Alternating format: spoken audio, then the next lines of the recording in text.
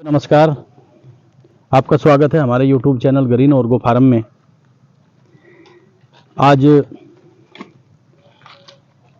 नवंबर की करीब 20 तारीख आज हो चुकी है और अगेती गेहूं की बिजाई करीब समाप्ति की तरफ है। तो ऐसा विषय आपके बीच में हम लेकर के आए हैं जो बड़ा ज्वलंत विषय है और जिसमें गरीब किसान अक्सर पिस रहा है। बड़े किसान हैं, बड़े बड़े फार्म वाले हैं, अगर वो गन्ने के किसान हैं तो उनको इतना नुकसान नहीं हो रहा है, लेकिन जो छोटा किसान है वो कहेगा चारा भी उसको लगाना है, सरसों भी लगानी है, गेहूं भी लगानी है, जई भी लगानी है, तो इस हालत में उसको बहुत बड़ा नुकसान हो रहा है। किसान साथियों, आज ये जो आप इधर देख रहे हैं इसको आप दिखावें। काफ़ी सर्दी, 20 नवंबर को काफ़ी सर्दी है, ऊपर से ओस भी पड़ती है और रजाई की ज़रूरत भी पड़ती है, लेकिन किसान की बहुत भारी समस्या है जो हमारे निराश्रित पशु हैं। आज सबसे बड़ी समस्या प्रदेश के अंदर, मैं पहले भी एक वीडियो बनाई थी एक गाय के ऊपर, अगर कोई पशु घायल है उसका इलाज हम लोग कर लेते हैं, लेकिन उसको फिर बाद में हमें छोड़ना पड़ता है क्योंकि हमारे पास ऐसी कोई व्यवस्था नहीं है कि हम उसको रख सकें, या हमारे पास ऐसी कोई गौशाला नहीं है जिसमें उसका संरक्षण कर सके। हम सिर्फ उसका इलाज करा सकते हैं, इलाज कराने के बाद हमें उसको फिर जंगल में छोड़ना पड़ता है। किसान साथियों, मैं सरकार से गुजारिश करूंगा, अपने अधिकारियों से गुजारिश करूंगा कि ये खेत दिखावें आप। ये चारे का खेत है, एक सरसों का खेत है और इसमें पूरी तरह दिखावें चारों तरफ से आप। इसमें कहीं इसके आसपास कहीं हरियाली नहीं है। अब जितने भी पशु हैं, क्योंकि ये हमारा यमुना के किनारे का क्षेत्र है, बाहर से लोग अपनी ट्रैलियों में लाद कर ट्रैक्टर के पीछे बांध करके या चुपचाप रात को यहाँ यमुना के किनारे पर उन पशुओं को छोड़ जाते हैं जो बूढ़ी गायें हैं या फिर बछड़े हैं, सांड हैं, उनको छोड़ जाते हैं। आराम से पूरा दिखावें खेत, उनको छोड़ जाते हैं और वो यमुना से बाहर निकलकर जो आसपास के क्षेत्र के खेत हैं, गांव वालों के, जो गरीब किसानों के खेत हैं, उसमें वो घुसते हैं और घुसने में वो उसको एक तरफ से खाते चले जाते हैं और किसान ना मरने का रहता है ना जीने का रहता है। तो साथियों, ये इतनी बड़ी समस्या है। वैसे तो ये कुछ भी नहीं है क्योंकि किसी को कोई नजर नहीं आता है। कुछ पशुओं को कुत्ते खा लेते हैं। तो माननीय योगी जी, अगर आप तक मेरी वीडियो पहुंच रही है तो मैं आपको याद दिलाना चाहता हूं कि गौवंश के संरक्षण का, पालन का आप लोगों ने बात की थी और यहां पर गौवंश निराश्रित घूम रहा है। उसको लोग आवारा गौवंश कहते हैं, लेकिन वो आवारा नहीं, निराश्रित है। अगर किसी के पास बछड़ा पैदा हो गया तो थोड़े दिन के बाद वो बछड़े को छोड़ देगा। अगर कोई गाय दूध से चली गई तो उस गाय को छोड़ देगा। तो माननीय योगी जी, किसान को बहुत बड़ा नुकसान हो रहा है। और आप देखिए, ये किसान जिसकी चारपाई में दिखा रहा हूं, ये रात दिन इसके 1 एकड़ खेत के ऊपर ये पड़ा हुआ है। इसका सरसों का और चारे का खेत है। अगर ये 1 महीना 1.5 महीना जब तक गेहूं बड़ा बड़ा होगा अन्य लोगों का, तब तक ये अगर यहाँ रहा तो इसका 10,000 रुपये, अगर इसकी नौकरी कम से कम भी लगावें तो 10-12 हज़ार तो इसकी नौकरी बैठ जाएगी यहाँ पहरा करने की। इतना तो इससे आमदनी भी नहीं हो पाएगी। आज बहुत बड़ी समस्या है। अगर कोई अधिकारी मेरी वीडियो को देख रहा है, मैं आपसे कहना चाहता हूं कि एक अभियान चलाइए। यहां पर बड़ी बड़ी कथाओं के आयोजन होते हैं, लाखों लाखों रुपए खर्च किए जाते हैं, बहुत बड़े बड़े भंडारे होते हैं। अरे इंसान को भंडारा दे रहे हो, जब जानवर जो घूम रहे हैं, बेकार घूम रहे हैं, इनको कुत्ते खा रहे हैं और इनको कई लोग काट भी रहे हैं। इनको कई बार पुलिस थानों में केस होते हैं, बाद में पता चलता है कि गौवंश को काट दिया गया। बड़े दुर्भाग्य की बात है।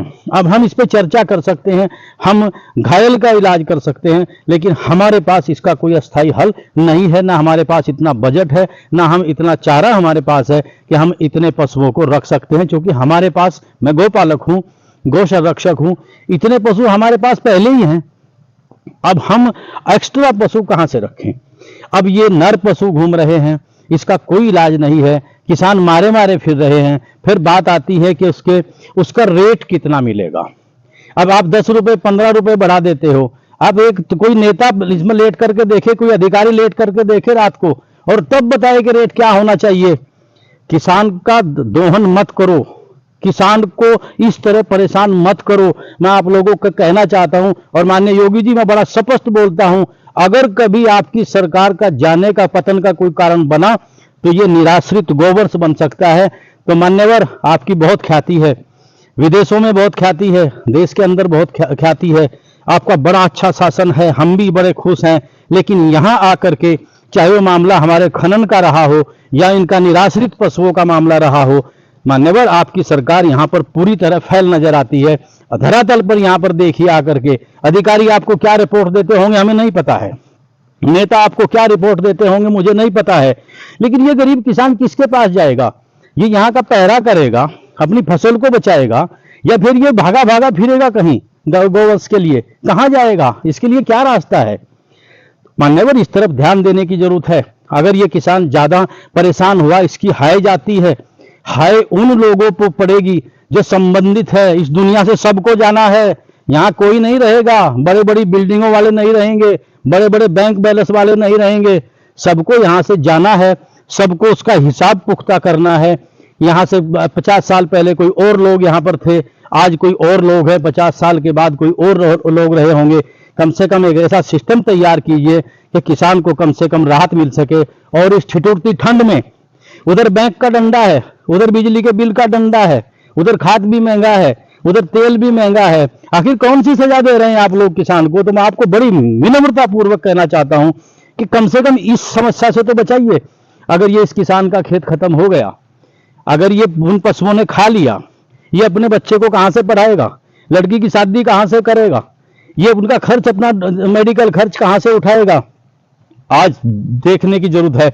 बड़े दुखी मन से मैं इस वीडियो को आज बना रहा हूं, बड़ा मन दुखी है। मान्यवर, आपकी सरकार का बड़ा नाम है, बहुत अच्छी चल रही है, गौशालाएं भी बहुत अच्छी सुन रहे हैं, बहुत गौशालाएं खुली। कहां है गौशालाएं? कर क्या रही है?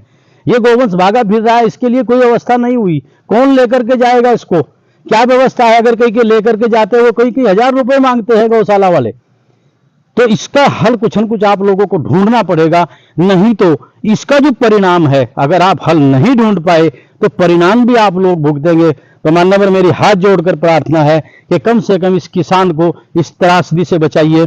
और उसके बाद देखिए कि आप इसका कौन सा रेट तय करते हैं, कितना रेट किसान को मिलता है। इतनी मेहनत के बाद इसको क्या मिलेगा? अगर ये चारा इसको खत्म कर गया, एक फसल ही खत्म हो गई, क्या होगा इस किसान का? क्या आत्महत्या करने के सिवाय कोई चारा बचता है इस पर? सच्चाई बहुत कड़वी है, सच्चाई पर पर्दा डालने की पूरी कोशिश की जाती है, लेकिन मेरी आदत है, मैं हमेशा सच बोलता हूं। तो माननीय जी, आपसे हाथ जोड़कर प्रार्थना है, आप समर्थ हैं, आप पावर में हैं, हमारे अधिकारी समर्थ हैं, आपके पास सब कुछ पावर है। एक गरीब किसान के पास सिवाय हाय के या दुख होने के या रोने के या फिर फांसी का फंदा लगाने के अलावा कोई रास्ता नहीं बचता। मान्यवर, जागिए और इस समस्या है, इस समस्या का हल देखिए। ये निराश्रित पशु, मैं आपको वीडियो बना करके दिखा दूंगा, 15-15, 20-20 की संख्या में अगर 2 एकड़ के खेत में 20 पशु घुस गए तो आप अंदाजा लगाइए कि वो पूरी रात में उस खेत की क्या हालत कर देंगे। ज्यादा नहीं कहना चाहता, सिर्फ इतना कहना चाहता हूं कि ये किसान पहले ही बहुत दुखी था, इस किसान को और दुखी मत कीजिए। और ये अन्य सरकारों की तरह कि आपका भी नाम इस बात से ना जुड़ जाए कि आप भी किसान के हितैषी नहीं हैं। मैं नहीं चाहता, मैं चाहता हूं आपका शासन चले, बहुत अच्छा चले, लेकिन ये किसान भी आराम से रहे। आप लोग किसानों के पास जाकर के देखिए, उनका देखिए उनका क्या हाल है। फिलहाल इस सर्दी में अपने आप को कैसे एडजस्ट कर पा रहे हैं, इस रात के अंधेरे में वो कैसे दिन में काम करेंगे कि रात में काम करेंगे। मान्यवर, ज्यादा नहीं कहना चाहता, इतना ही बहुत है। अगर मेरी आवाज किसी अधिकारी तक पहुंच रही है, अगर मेरी आवाज किसी नेता तक पहुंच रही है, माननीय मुख्यमंत्री जी आप तक पहुंच रही है, माननीय प्रधानमंत्री जी आप तक पहुंच रही है, तो मैं आपसे हाथ जोड़कर प्रार्थना करना चाहता हूं कि ये किसान, आप भी उस किसान के सेवा करता है, आपके किसान आपको खाने को देता है, सब्जी आपको देता है, तो कम से कम इस अन्नदाता को बेवकूफ होने से बचाइए, पागल होने से बचाइए, और कम से कम इसका ऐसा तो करिए कि इसकी कोई आंखों का आंसू पहुंच सके। ये बड़े बड़े आयोजन करने के बजाय कुछ इस तरफ ध्यान दीजिए और थोड़ी इसकी मदद हो जाएगी, इसकी कम से कम फसल बचेगी। और ज़्यादा कुछ नहीं कहना चाहता। आप लोगों का बहुत बहुत धन्यवाद। अगर मेरा चैनल आपको अच्छा लगता है तो इसको शेयर करिए, सब्सक्राइब करिए और आपका अपने दोस्तों से कराइए। और एक अभियान है, इस अभियान में आप सभी लोग हमारे साथ जुड़े, एक आवाज है, इस आवाज को उठाएं। आप लोगों का बहुत बहुत धन्यवाद। जय हिंद, जय किसान, जय गौ माता।